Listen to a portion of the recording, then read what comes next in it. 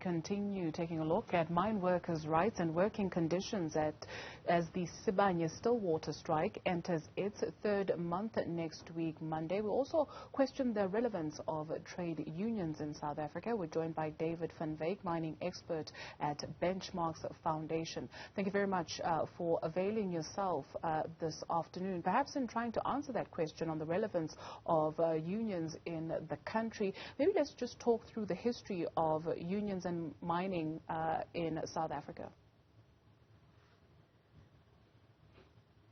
Yes, I think that the mine workers in South Africa, in terms of their trade unions, have always played a central and very important role in deepening the rights of workers in the mining industry. From the 1946 mine worker strike through the big mine worker strikes during the 1980s, which actually pushed apartheid to the negotiating table to negotiate the transformation of the country into a non-racial democracy.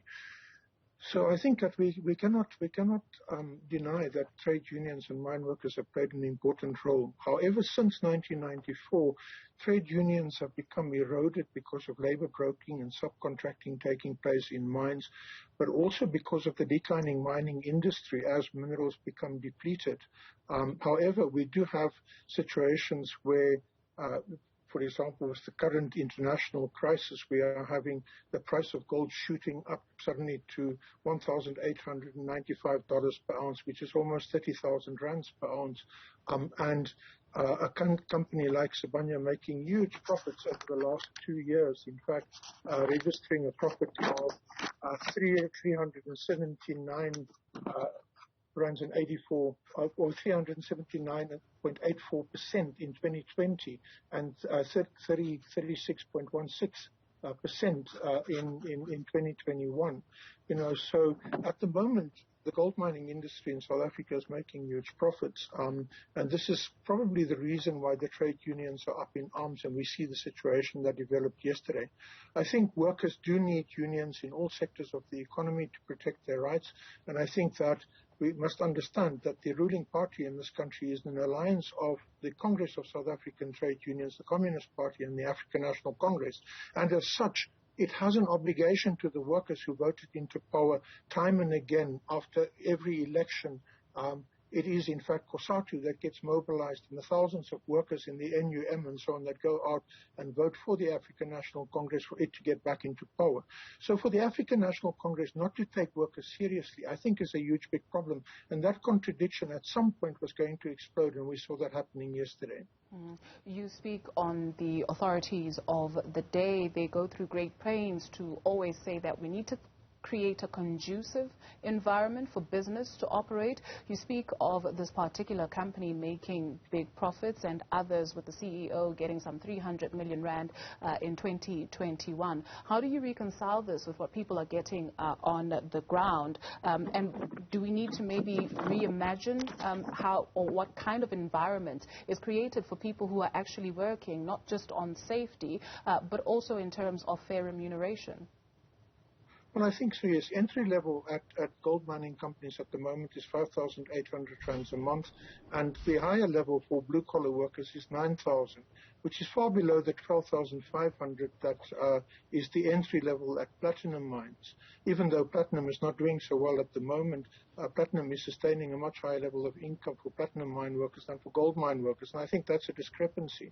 I also think that it is important to note that with inflation being what it is currently, and the fact that we are sitting in a situation where oligopolistic food companies globally are pushing up food prices, and we are paying Chicago prices for food in this country, mine workers are really struggling to make ends meet.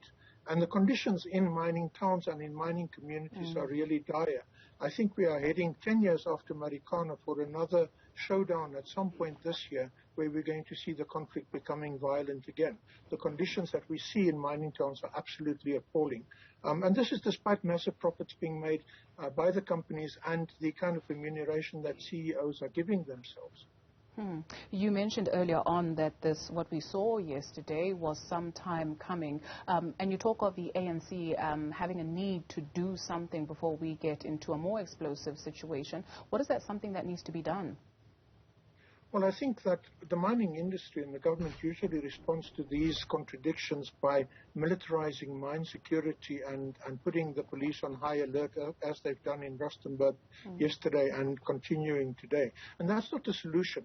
South Africa's problems cannot be solved by policing. South Africa's problems can only be solved by redistribution of wealth and addressing the inequalities that face the people of this country. We have the highest levels of inequalities in the world, and the current situation is actually deepening those inequalities. And we simply cannot go on like this. It's not sustainable. Even the IMF and the World Bank are indicating to the country that current levels of inequality cannot be sustained.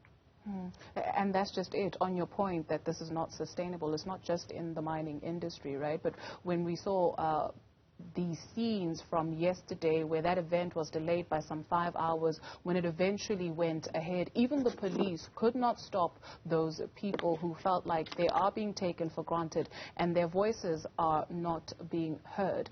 There's been much talk about South Africa being like another derailed African country. I do wonder whether perhaps you have a thought on that when you take a look at the many ills, and we do have gains, right? We do have gains, we do have things that are going right for us, but it would seem that that is overshadowed by the things that are just not. Well, I think that the problem that we are having in our country is that we have a government in power that is not prepared to govern. So we are having a government in power that's also sourcing all the activities of government departments, and one wonders why you have ministers in those departments if all their activities are done by outsiders through a tender process, which gives rise to massive corruption.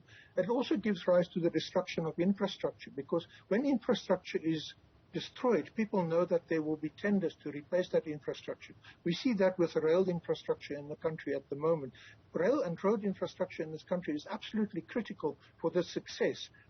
Having an effective infrastructure in your country is the biggest attraction for investment in a country above all other things. And the maintenance and expansion of infrastructure is in actual fact what is required if you want investment. Not keeping people's wages down, not subjecting people to austerity programs and so on, but making the country attractive because of its efficiencies. At the moment you have electricity outages, you have roads that are in a terrible condition, you have hospitals and schools that are not really functioning because of the lack of infrastructure maintenance. And those are all job creators. That's where the government can be creating jobs through public works programs to ensure that we fix up the country to make it attractive for investment.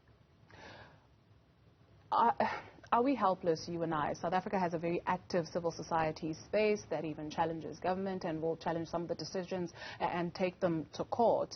But you do find, you speak of the living conditions of these mining communities who will then use this opportunity when leaders come to then, voice out their frustrations in whatever way they choose to do so, because otherwise there's no way that their matters will be heard. I guess essentially, is there anything that you and I, the everyday South African, can do to turn the tide?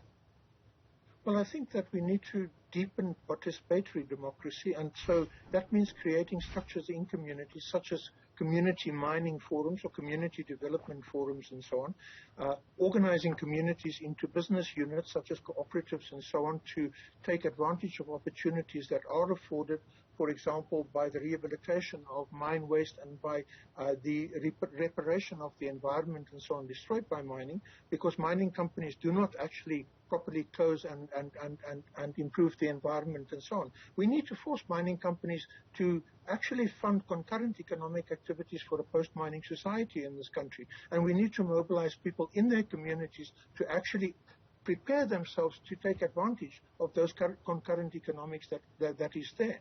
And we really need to begin to think creatively in this country and not at the moment all that we do is we resort actually to stone throwing and conflicts between the state and communities, which then creates a situation where people think that we are an anarchistic country. But that's because communities are not really prepared to and organized to take advantage of the opportunities that is there that are presented by the current crisis in this country. Thank you very much for weighing in on that matter. David van Wyk, mining expert at Benchmarks Foundation.